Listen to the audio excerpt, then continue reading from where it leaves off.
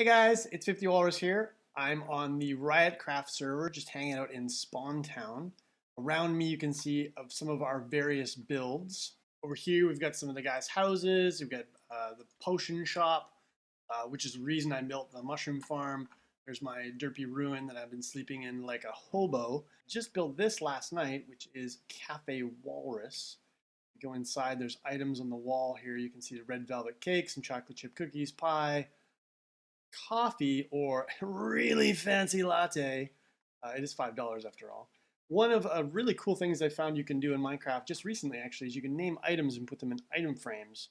You can name them whatever you want. And when you mouse over them, you get that name. So for storage possibilities, it's pretty interesting for specifying what you want in a specific chest or whatever. Or in this case, you can do something fun with it like, hey, look, I've got a menu in my little coffee shop, which is under the bar here. We've got all the items for sale. People can kind of come and take what they want. I'm not really bothered about actually charging money. Or the door is in my face, door. What are you doing? You're wrecking my shot, door. Okay, so I tried to build this mushroom farm. I've been thinking about making one for a while. Not like we need tons of mushrooms, but having extras around for making potions and whatnot is actually quite useful. So the last couple of weeks I've been looking at a bunch of different tutorials. There's a bunch of different ways to build these kinds of farms. Some of them are quite small. Mushrooms don't spawn with a lot of regularity, so you do need a little bit of a volume if you want throughput like this. This is maybe an hour or two of derping around town, building a cafe and whatnot. So I looked at a lot of tutorials, and some of them use solar panels on the roof and then run redstone down the side to push water out through dispensers, which is kind of what I'm doing. Except I'm not using the solar panel. Everything's being driven underneath by a timer. I'll show you guys that in a bit.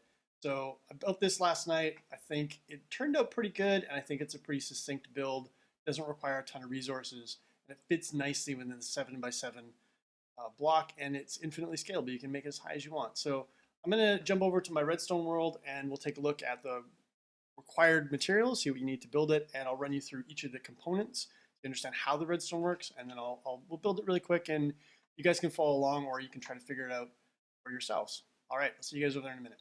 Hey guys, okay, so this is my redstone world. I've got a bunch of stuff over here. You can see a bunch of the various contraptions I've been working on, helping out with other things or building for myself. This was the first version, working version of the mushroom farm. But over here, we've got more, I think, eye-friendly version of it, so you can see exactly how it works.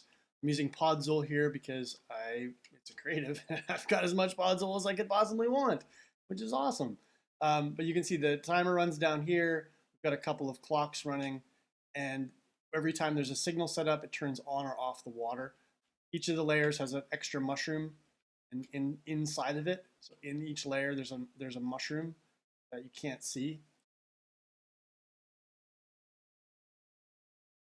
Below, you can see here is all of our redstone. I'll go through each of the components here. Over here, we've got a hopper timer. So this is an alternate design for the hopper timer that I found.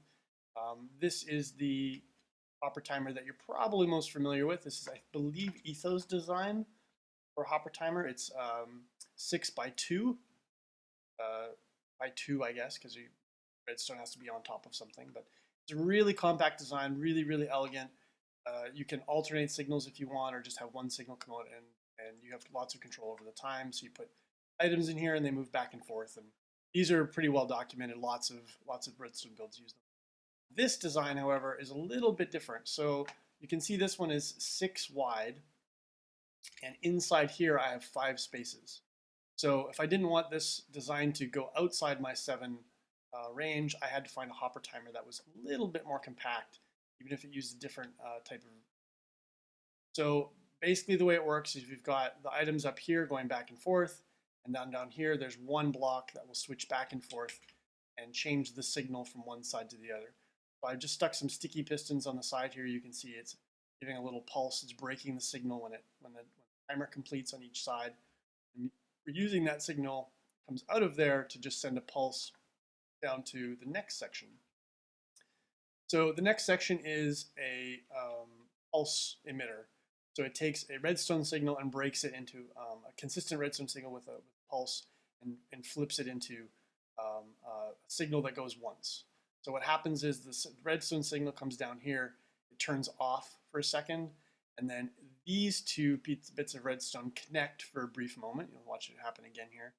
And the redstone will run up this block, you can see it there, and then off it goes, right? But also it sends the repeater into this signal, through the repeater into this block, and then pushes the sticky piston so it cuts the signal off. So most of the time there's no signal, but every once in a while when this clock completes a cycle, you get one pulse that runs up into the next block. That runs into our chains. This is what runs the dispensers that run up the side. I just put redstone lamps so you can see the water turning on and off. So this signal here goes up, turns the water on. Then there's this signal that runs around and turns the water off. There's kind of three parts to this whole mechanism. There's initial pulse that turns the water on. There's this secondary pulse that runs around this red strip to turn the water off. And then there's the remainder of the clock time, which is basically the period where the mushrooms will grow. So those are the three timing components. This you can control with however many items you put in here. So if you stack that full, it's like maybe 5 minutes. This is a delay. So we basically have a series of repeaters, all with 4 ticks of delay. And over there, it's much longer. Leave the water out for a little bit longer so that it goes into the hopper and down. Items get pushed off the edge and they fall down into this hopper and then eventually into the chest. Okay, so here's what the build looks like without any of the redstone. Let's put different colors on so you can see kind of how it works. We've got the hopper timer goes in there. Then right beside that is the pulse emitter. Then around here is the delay. I could have moved this over one, and run the pulse this way. And I did that, but it's just not long enough for the water to push the mushrooms off the edge. I tested it quite extensively, and it does need just like an extra couple ticks. Unfortunately, it puts it past the 7x7 zone, so I decided to redesign it slightly and go around the edge. Also, it meant that I had to have a slightly more compact hopper design. Okay, so let's talk about what we need to do the build. We need 500 Podzol mycelium or dirt. So I've got Podzol here, but you can also use dirt. We need 490 building blocks.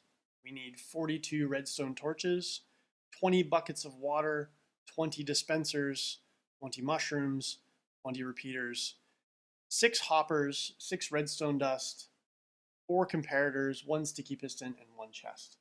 This assumes that you're going to use 20 layers. Okay, we'll start by building the hopper timer. It goes right here. Need to put 2 hoppers down here. 2 hoppers over here facing into each other. Then comparators looking outwards, center, and redstone torches there and there. And here you need to throw a bunch of blocks.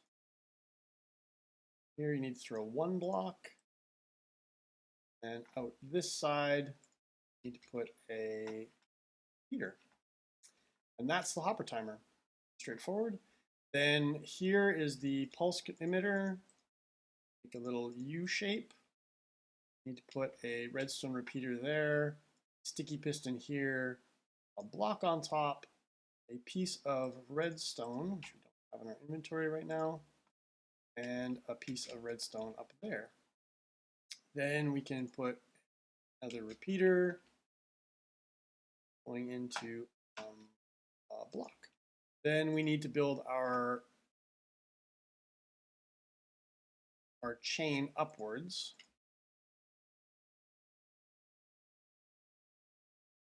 And that can go as high as you want it to go.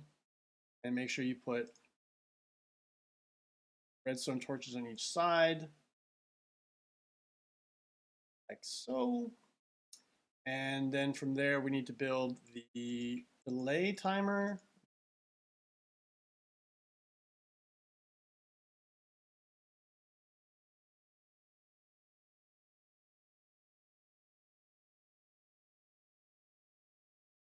And then 4 pieces of redstone. 4. And then all of these should be set to 4 ticks.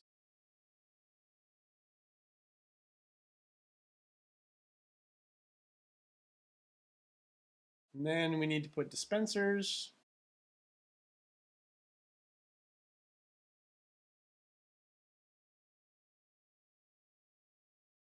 Then we need to use Podzol, build layers that the mushrooms are going to go onto, like so. And if you're going to do this in survival and you're working on dirt, you have to be careful about placing the mushrooms. If you have Podzol, you can just place the mushrooms, no big deal.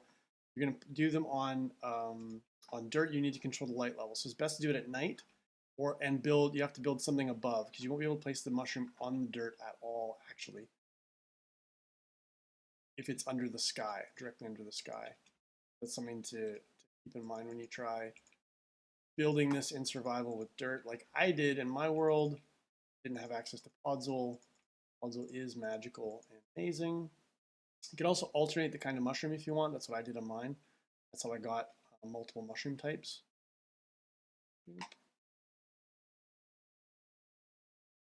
And I think it'll be a little more productive because it only looks for mushrooms of the same kind when it tries to generate them.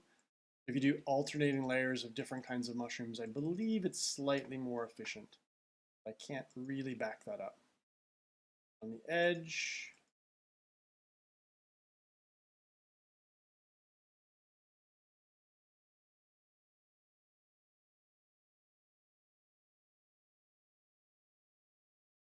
now we need to probably put a chest in here.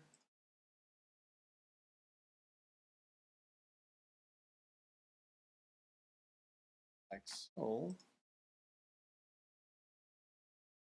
Like that. There we go. So now the water will drop the items into the hopper and then they'll go into the chest.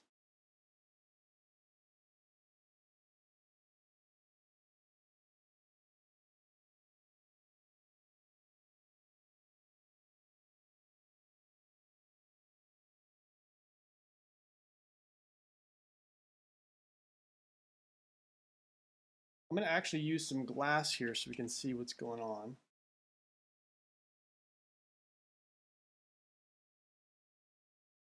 To be careful of the timing. So there's some timing issues in here that are a little bit sensitive when you build this. So the pulse will happen and it'll send the water out, right? And then there'll be the secondary pulse that will come along, turn the water off. You can see that I've actually got the timing backwards. So what's happening right now is the initial pulse is turning the water off. You can see it's happening here. There's the initial pulse, turns the water off. And then the secondary pulse is actually turning the water on. So to correct this, you can stick a button on the sides of the dispensers